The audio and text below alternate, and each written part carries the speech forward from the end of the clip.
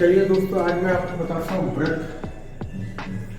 व्रत का मतलब क्या है सर? एक बात याद रखना, चूड़ी देखी होगी आपने, मम्मी के हाथ में सबने चूड़ियाँ देखी होंगी। जो चूड़ी होती है वो खाली होती है, कड़ा होता है, खाली होता है। तो सर्किल का मतलब ये है, साइकिल का पहिया भी हो। तो ये बात याद रखना, इसको कहा जाता है सर्किल।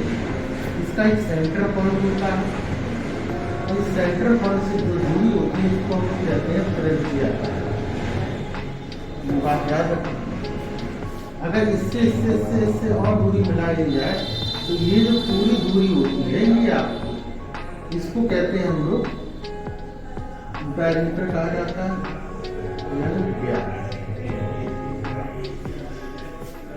अगर इसको R मान लिया जाए, इसको D मान लिया जाए, तो D इक्वल टू क्या होता है 2R। ये होता है वैसे।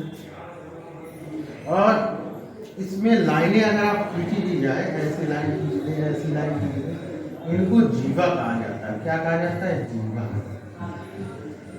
एक बात याद रखना, जो डायमीटर होती है वो सबसे बड़ी जीवा होती है। सबसे बड़ी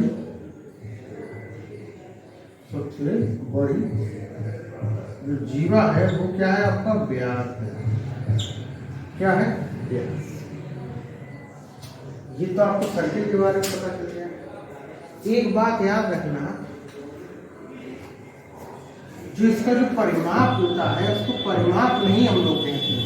तो आपने परिमाप सुना, इसको परिमाप की जगह हम लोग इसको परिधि कहते हैं।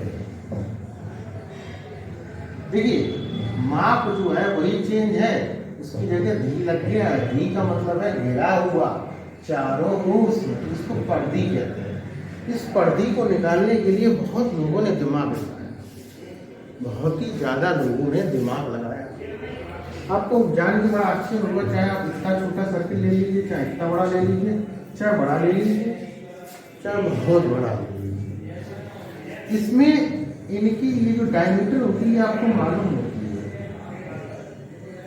अगर आप इसकी दूरी को L मान लीजिए, क्या मान लीजिए? L मान लीजिए, इसकी दूरी को L मान लीजिए, ऐसे फीते से आप नापें, तो आपको जान के बड़ा आश्चर्य होगा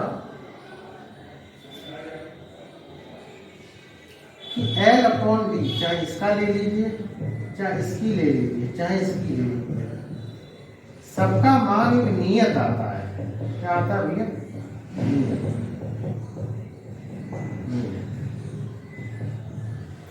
इस नियत को हम लोग क्या बोलते हैं? 3.14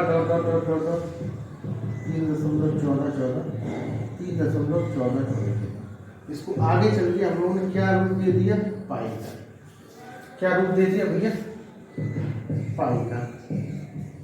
इसको पाई कहते हैं। क्या कहते हैं भैया? पाई। अब इसका आप क्या करेंगे? मल्टीप्लाई कर दीजिए। कैसे भैया मेरे दोस्तों? पाई इक्वल टू L/D है, L/2R लिख सकते हैं। तो पाई L/2R क्रॉस मल्टीप्लाई कर दीजिए, L इक्वल टू 2πr। तो यानी परिधि का जो फॉर्मूला होता है वो क्या होता है? 2πr। तो 2πr है वो आपका ऐसे ड्रा हुआ है।